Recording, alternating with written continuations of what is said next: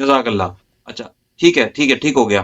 دوسرے سوال کی طرف میں چلتا ہوں. اللہ یاری میں آپ کو جناب اللہ یاری صاحب میں آپ کو سنوں جب آپ کے 2200 سبسکرائبر تھے, اب تو ماشاءاللہ 1.5 لاکھ کے آس پاس ہو گئے ہیں یوٹیوب اللہ پر. آپ کو عزت دے. تو میں نے اکثر آپ کے جی الحمدللہ میں نے آپ کے بیانوں میں یہ دیکھا ہے کہ آپ جیسے خلافت پہ بات کرنا اور یہ آپ کا ایک اسٹرینتھ رہا ہے, مطلب جو بھی آپ کے مناظرات بھی میں نے دیکھے ہیں. آپ سے التجا سمجھ لیجئے, ریکویسٹ سمجھ لیجئے, مطلب ایک بات میں کہنا چاہتا تھا کہ نماز کے فار ایگزامپل جو مسائل ہیں کہ نماز کیسے ادا کی جائے, وضو کیسے کیا جائے, غسل کیسے کیا جائے, جس سے عام لوگوں کو فیض پہنچے, بجائے اس کے کیونکہ آپ کے ہزاروں بیان ہیں خلافت پہ جو آپ نے بات کی ہے, ہسٹری پہ جو آپ نے بات کی ہے, تو یہ والے بیان میں نے آپ کے کبھی شاید میری نظر سے نہیں گزرے. تو میری ایک التجا یہ تھی کہ اگر آپ اس پہ بات کرنا شروع کریں تو اس سے لوگوں کو فیض پہنچے کہ نماز کیسے ادا کی جائے اور وضو اور غسل کے کیا کیا مسئلے ہیں, جو مطلب فروعاتی مسائل ہیں, کیونکہ اصولی اور عقیدے پہ تو آپ نے کافی بات کی ہے. تو اس پہ کیا موقف ہے آپ کا, مطلب آپ پلان کر رہے ہیں کچھ کرنے کے لیے ایسے؟ جی صحیح فرما رہے ہیں, صحیح فرما رہے ہیں, اچھی بات ہے, انشاءاللہ کر دیں گے انشاءاللہ. اچھا, اور ایک سوال کا جواب مجھے یہ دے دیجئے کہ نماز میں جو تشیع سجدہ گاہ آگے رکھتے ہیں اس کی کیا حقیقت ہے؟ تو اس کی یہ ہے کہ اہل بیت علیہ السلام کے احادیث ہیں کہ آپ 3 چیزوں پہ سجدہ نہیں کر سکتے. ایک کھانے کی چیزوں پر, ایک پہننے کی چیزوں پر, اور ایک چیزیں جو معدن سے نکلتی ہیں, جو منرل چیزیں, کیونکہ یہ اہل دنیا کے بھگوان ہیں, اہل دنیا کے خدا ہیں. دنیا والے اپنے شہوات میں پیسوں کی پوجا کرتے ہیں, سونا چاندی اور جو معدنوں سے نکلتے ہیں, یا کھانے کی فکر میں ہوتے ہیں, یا پہننے اچھے لباس پہننے کی چیزیں میں. اس لیے آپ ان چیزوں پہ سجدہ نہیں کر سکتے. اس کے علاوہ سب چیزوں پہ سجدہ جائز. زمین پہ سجدہ کر سکتے ہیں, پتھر پہ سجدہ کر سکتے ہیں, لکڑ پہ سجدہ کر سکتے ہیں. روایات میں کہ کاغذ پر آپ سجدہ کر سکتے ہیں, لیکن پہننے والی چیز پہ آپ سجدہ نہیں کر سکتے. تو اب مساجد میں جاتے ہیں, مساجد میں اکثر فرش کس کے ہوتے ہیں, کارپٹ کے ہوتے ہیں, اور اس پہ سجدہ کرنا ہمارے مذہب میں جائز نہیں ہے اہل بیت علیہ السلام کے فرمان کے مطابق. اور اہل بیت علیہ السلام کے مذہب میں یہ ہے کہ سب سے بہترین چیز جو ہے مٹی پہ سجدہ کرنا ہے, خاک پہ سجدہ کرنا. یہ کیونکہ سجدہ جو ہے یہ انسان اپنے آپ کو ذلیل کرتا ہے خالق زمین و آسمان کے سامنے. یہ تو اللہ کے منہج میں بھی ملتا ہے کہ سجدہ مٹی پر ہی افضل ہے. ہاں, تو کیونکہ ہم انسان, اب یہ ماتا جو ہے, چہرہ جو ہے سب سے عزیز ہے, اور ہم اس کو ذلیل کرتے ہیں, اپنے آپ کو چھوٹا کرتے ہیں کہ ہم کچھ بھی نہیں ہیں اللہ تعالیٰ کے سامنے. تو اس عزیز کو اگر ہم خاک پہ رکھیں گے تو یہ سب سے بہتر. تو اور خاکوں میں سب سے بہترین خاک جو ہے اہل بیت علیہ السلام کے احادیث ہیں کہ وہ کربلا کی خاک ہے, کہ اگر آپ کربلا کی مٹی پہ سجدہ کریں اس کا ثواب بہت زیادہ ہے. اور جب انسان نماز پڑھتا ہے تو کربلا کی خاک پہ سجدہ کرتا ہے تو ملائکہ اس نماز کو رد نہیں کرتے. یعنی جب نماز انسان پڑھتا ہے نا تو نماز اوپر چلا جاتا ہے, ملائکہ چیک کرتے ہیں کہ بھئی اس کا وضو کیسا تھا, اس کی نیت کیسی تھی, اس کے کپڑے کیا پاک تھے یا نہیں تھے, اس کی قرات وغیرہ. تو کہیں سے بھی نماز وہاں سے رد ہو سکتا ہے, مختلف جو چیک پوائنٹس ہیں وہاں پہ نماز رد ہو سکتا ہے کہ بھئی اس آدمی کے وضو غلط ہے, اس آدمی کا مثلا کپڑے جو ہے نجس تھے, یا اس آدمی نے کپڑے غصب کپڑے کیے تھے, غصب مکان پہ نماز پڑھ رہا تھا, یہ آدمی اس کی قرات صحیح نہیں ہے. بھئی اس طرح کے نماز, اس کا نماز صحیح نہیں ہے تو نماز کہیں بھی رد ہو سکتا ہے. لیکن جو شخص کربلا کی مٹی پہ سجدہ کرتا ہے تو اس کا نماز جو ہے ملائکہ رد نہیں کرتے, وہ سیدھا اللہ تعالیٰ کو پہنچ جاتا ہے. وہ سب جتنے چیک پوائنٹس ہیں ان سے گزر جاتا ہے, وہ سیدھا اللہ تعالیٰ کے پاس جاتا ہے. ٹھیک ہے نا, ہاں, اس کی نماز رد نہیں ہوتی. لیکن تو اس کی بڑی فضیلت ہے. لیکن اگر مٹی رکھنی ہے تو پھر کربلا کی کیوں, مکے کی کیوں نہیں, مدینے کی کیوں نہیں؟ تو اصل یہی ہے نا. تو دیکھیں, میں آپ کی خدمت میں عرض کروں کہ نبی کریم صلی اللہ علیہ وآلہ وسلم نے آپ کے, میں مخالفین کے کتب سے دکھاؤں گا کہ کربلا کی تربت کی کیا فضیلت ہے. جب تک آپ حدیث کھول رہے ہیں اللہ علی صاحب, میں اس میں ایک کویشچن یہ کر لوں کہ اگر مکے کی مٹی مل جائے تو وہ رکھنا زیادہ افضل ہے, یا اگر کربلا کی مٹی مل جائے؟ میں بتاتا ہوں آپ کو. جی, کیونکہ ایک یہ سوال کا ایک مطلب میرا جو انٹینشن ہے پوچھنے کا وہ یہ ہے کہ الزام یہ لگایا جاتا ہے کہ آپ لوگ جو ہیں وہ کربلا کو سب سے ٹاپ پہ لے کے چلتے ہیں, لیکن میری اسٹڈی کے مطابق ایسا نہیں ہے. سب سے پہلے ظاہر سی بات ہے کہ اللہ, پھر اللہ کے رسول, اور پھر اہل بیت علیہ السلام. تو اسی سیکوینس میں وہ کربلا, اب مکہ جو ہے نا, مکہ مدینہ پھر کربلا. مکہ جو ہے دیکھیں, ابھی میں آپ کو بتا دیتا ہوں، ایک منٹ میں ایک دو کتاب لے کے آتا ہوں، اوکے، مجھے اجازت دو۔ محترم ناظرین، یہ کتاب میرے ہاتھ میں مسند احمد ابن حنبل ہے، اس میں ملاحظہ فرمائیے، مسند احمد ابن حنبل، بیروت لبنان میں کتاب چھپی ہے، یہ سنہ 1994 میں۔ یہاں پہ ملاحظہ فرمائیے صفحہ نمبر 137 میں، اس موضوع پہ روایات بہت ہیں، لیکن میں اختصار کے ساتھ ابھی جو ہے نا سوال جواب کا سیشن ہے، تو اس میں مختصر ہی حدیث پیش کر سکتے ہیں، زیادہ تو پیش نہیں کر سکتے۔ اچھا، یہ یہاں پہ ملاحظہ فرمائیے، میں آپ کو یہ حدیث دکھاؤں، حدیث نمبر 600، یہ 649 ہے، 649۔ اچھا، عبداللہ ابن نجی روایت کرتے ہیں کہ وہ امیر المؤمنین علیہ الصلوۃ والسلام کے ساتھ صفین کی جنگ کی طرف جا رہے تھے، یہ احمد ابن حنبل نقل کر رہے ہیں۔ جب صفین کو پہنچے تو انہوں نے امیر المؤمنین علیہ الصلوۃ والسلام اس راستے میں نینوا کو پہنچے، جب نینوا کے علاقے میں پہنچے تو امیر المؤمنین علیہ السلام نے بلند آواز میں پکارا، اصبر ابا عبداللہ، اصبر ابا عبداللہ۔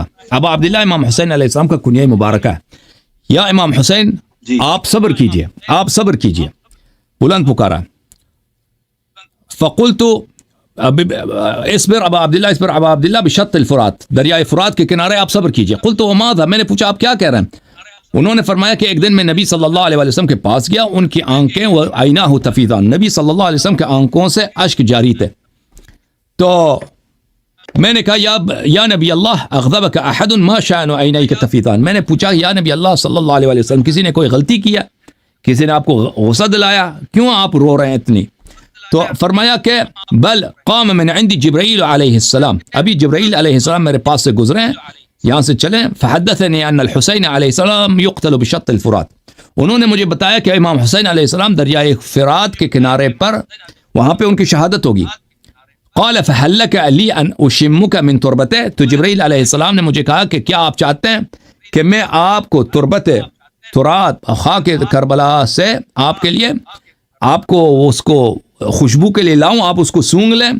تو میں نے کہا کہ جی ہاں، میں نے کہا نعم۔ فمد يده فقبض قبضة من تراب فاعطانيها فلم املك عيني ان فاضتها، تو جبرائیل نے میرے لیے خاک کربلا لایا ہے، اور جب سے یہ خاک کربلا جبرائیل لے کے آیا تو میں اس وقت سے روتا ہی جا رہا ہوں، اور میں اپنے گریے کو نہیں روک پا رہا۔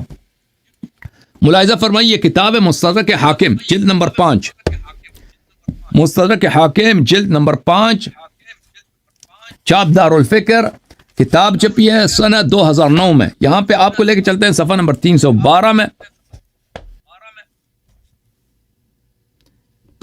312، ایک منٹ کہاں گیا بھائی، 312،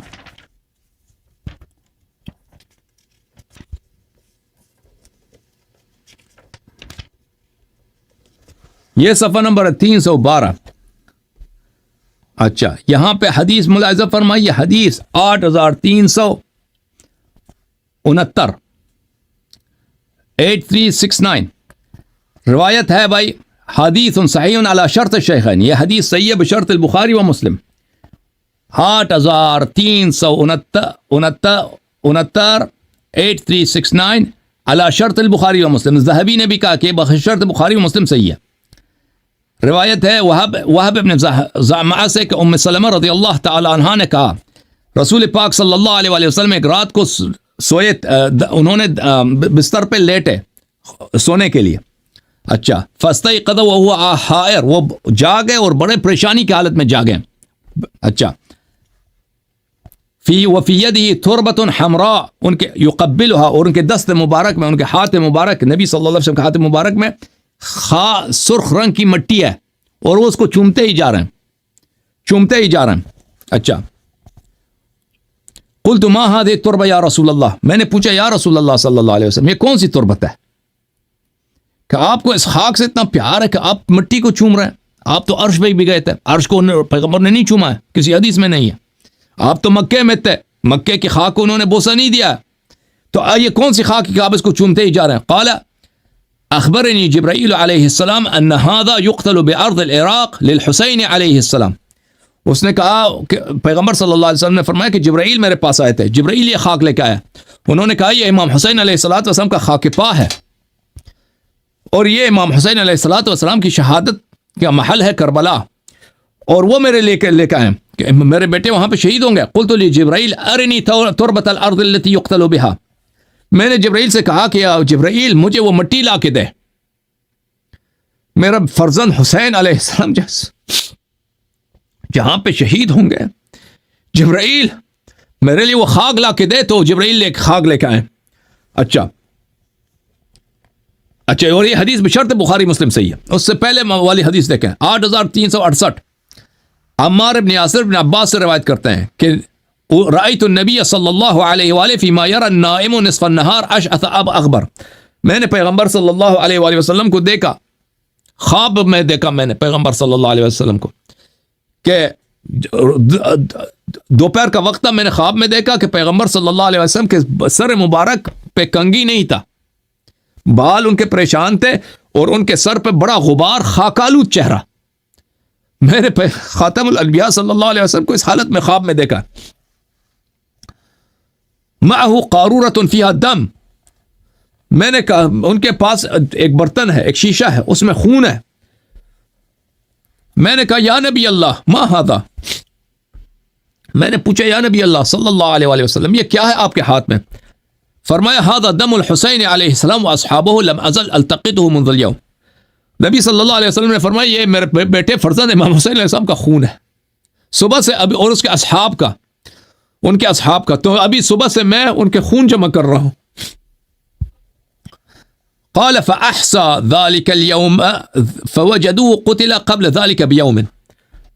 ہم نے حساب کیا کہ جس دن ابن عباس نے ہمیں حدیث یہ نقل کیا اس دن سے ایک دن پہلے امام حسین علیہ السلام شہید ہوئے تھے. اچھا، تو میرے محترم ناظرین، خاک کربلا کیا افضل ہے؟ خاک مکہ افضل ہے. خاک مکہ کو نبی صلی اللہ علیہ وسلم نے کبھی بوسہ نہیں دیا، ٹھیک ہے نا؟ خاک مکہ کو کبھی بوسہ نہیں دیا. مکہ اس میں اللہ کا گھر ہے، لیکن اللہ وہاں نہیں رہتا مکے میں. اور بھائی مکے میں اللہ نہیں رہتا، اللہ تعالیٰ کسی مکان میں نہیں ہے. مکان اللہ کا محتاج ہے، اللہ مکان کا محتاج نہیں ہے. یہ جو کہا بیتی، یہ کہ اللہ سے ایک نسبت یہ کہ یہ مبارک مکان ہے، اس لیے نہیں کہ واقعا وہ اللہ وہاں پہ رہتا ہے. اللہ مکے میں نہیں رہتا، اللہ عرش میں بھی نہیں رہتا، اللہ کسی مکان میں نہیں. اللہ جسم نہیں ہے. اگر اللہ جسم ہے تو اس کا مطلب ہے کہ اللہ مکان کا محتاج ہے. مکان ہوگا تو اللہ ہوگا. مکان کا بنانے والا کون ہے؟ پھر یہ تو مشرک ہو جائے گا. اللہ تو محتاج ہوگا، پھر اللہ کا کوئی خالق ہوگا. اللہ تعالیٰ مکے میں نہیں ہے، کہیں بھی نہیں ہے. مکے کی سرزمین مقدس ہے کعبے کی وجہ سے، بیت الحرام کی وجہ سے، لیکن جو شرافت اللہ تعالیٰ نے اور جو قداست اللہ تعالیٰ نے کربلا کی مٹی کو دی، مکے کو نہیں دیا. اگر مکے کی مٹی کو دی ہوتی تو نبی صلی اللہ علیہ وسلم کے لیے جبرائیل مکے کی مٹی بھی تحفے میں لاتے. مکے کی مٹی بھی لے کے آتے نا، کبھی عرش کی مٹی کو لے کے آتے، نہیں لائے. صرف کس تربت کو لے کے آئے تحفے میں؟ صرف تربت لائے امام حسین علیہ السلام کو. اور یہ کوئی شیع حدیث نہیں، بشرط بخاری حدیث ہے، بشرط بخاری اور مسلم حدیث ہے کہ نبی صلی اللہ علیہ وسلم کربلا کی مٹی کو رو رو کر چومتے تھے. تو یہ جو ہے یہ کربلا کی مٹی ہے. اگر ہم کہتے ہیں کہ یہ سب مٹیوں سے افضل ہے، یہ ہم اپنے سے نہیں کہتے، اہل بیت علیہ السلام کے احادیث اس میں بہت ہیں.